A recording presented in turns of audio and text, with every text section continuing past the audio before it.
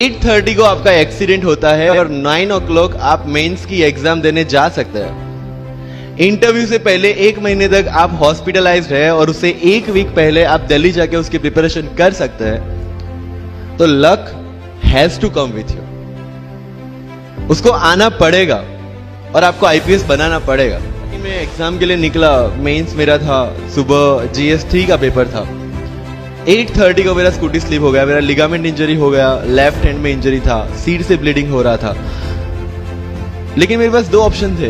मैं खड़ा हुआ, मैंने देखा, okay my right hand is safe and I decided I will go to the exam hall and write the exam.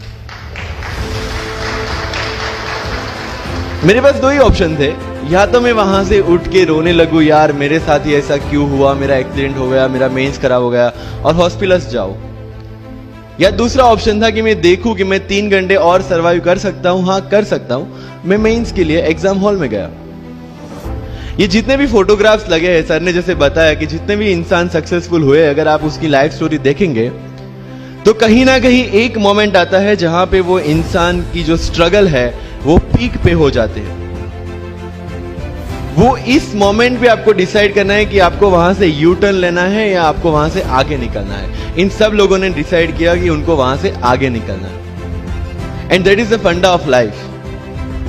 Success उन्हीं को मिलता है जो इस स्ट्रगल वाले मोमेंट से आगे निकलने की सोचते हैं। जब भी आपको लगे कि आपके सिर पे बहुत मुसीबत है, जब भी आपको लगे कि आप हर तरह से गिर चुके हैं, जब भी आपको लगे कि आपके पास कोई ऑप्शन नहीं है, तब एक चीज आप अपने दिमाग में लाइएगा कि यही मोमेंट है जहां से आपकी तकदीर बदलने वाली है।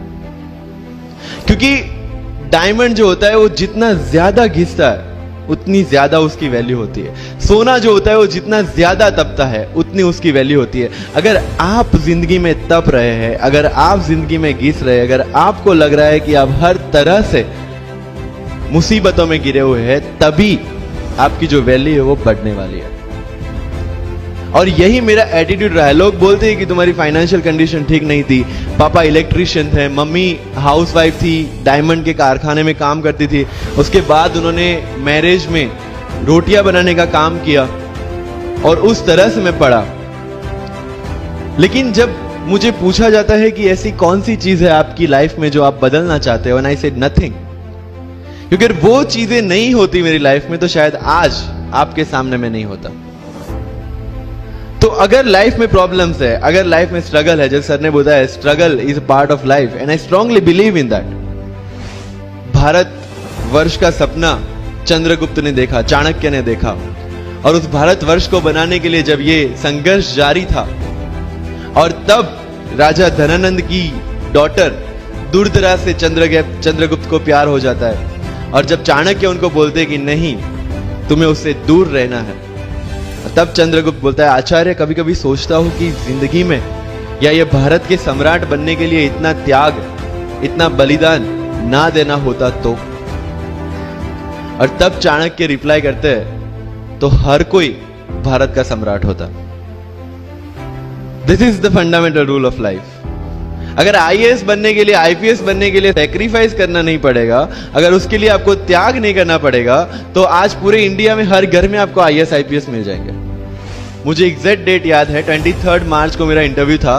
20 फरवरी को मुझे हॉस्पिटल में एडमिट किया गया क्योंकि मुझे इन्फेक्शन हो गया था बॉडी में एंड बहुत हाई फीवर था, तो आईवी के अलावा कोई ऑप्शन नहीं था। 1 मार्च को ठीक होके मैंने सोचा चलो दिल्ली निकलते हैं। 2 मार्च को मैं दिल्ली पहुंचा। 3 मार्च को वापस से टॉन्सिलाइटिस का अटैक होने की वजह से फ्लाइट लेके वापस से पालनपुर अहमदाबाद, अगेन हॉस्पिटलाइजेशन। 15 मार्च को I got relieved from the hospital. 16 मार्च को मैं दिल्ली पहुंचा और 23 मार्च को I gave my UPSC interview. तो 1 महीने का हॉस्पिटलाइजेशन। उसके बाद जब दिमाग में ये था कि मेरे साथ जो लोग इंटरव्यू दे रहे हैं वो 1 महीने से प्रिपरेशन कर रहे हैं एंड 1 महीने से मैं हॉस्पिटल में था, again I thought this is the moment to prove yourself. I went to the interview और पूरे इंडिया में 2nd highest marks in interview.